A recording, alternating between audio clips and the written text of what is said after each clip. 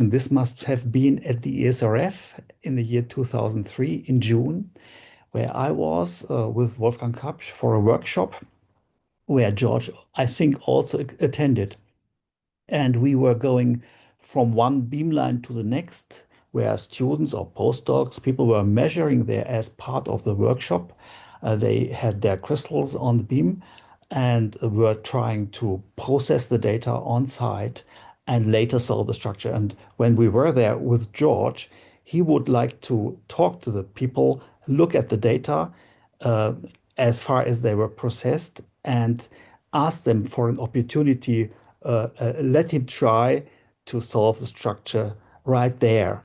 And people were looking at him in disbelief because at that time it was not a very established procedure how to arrive at the experimental structure solution. So the phase problem solution was not as easy as it is today. If you have the AlphaFold model, things go often very smoothly. But we did use molecular replacement, but experimental phasing was still the major method to solve a structure. And George take a close look at the data and ran shellx-C to convert them to shellx file format, then shellx-D to find the substructure, shellx-E to get the phases out of it. And he knew his programs, of course, so well, and they were so fast that it was usually possible that within a few trials and 10 or 20 minutes, he could solve a structure.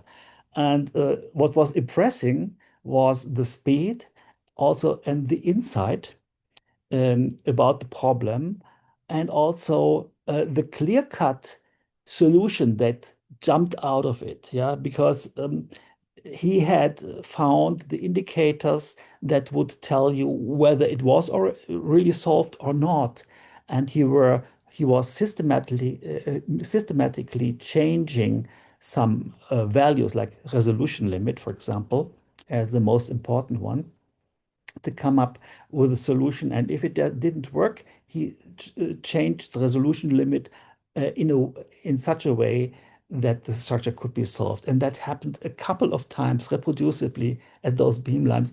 I was very impressed. And from that time on, his methods were accepted very much in the field, and everybody did use them. There were other programs being developed to do similar things, but they were not better than the ones that he had developed.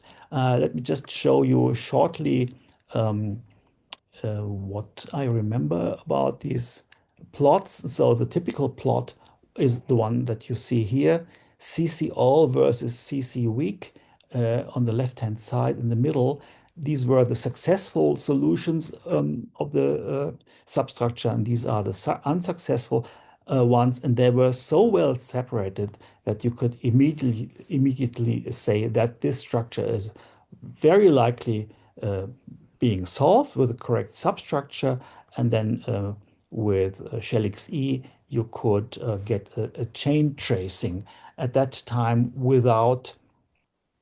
still without side chain, of course, but it was a very good start. And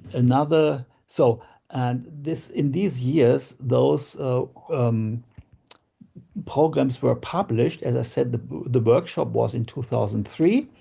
That was the same year as is given in the references for HKL2MAP, which is a graphical um, um, user interface for these programs. And HKL2MAP came out in 2004, and it sized shellx-C as being from 2003. shellx-D and shellx-E both from 2002. You may be able to read it here and look it up in the literature. So everything happened at the beginning of the 2000s, and it was George who changed the field completely. And to say, so he was a genius when it came to crystallography, and he was a great teacher and a great scientist. And when all of this comes together, it can change a field. And this is what happened.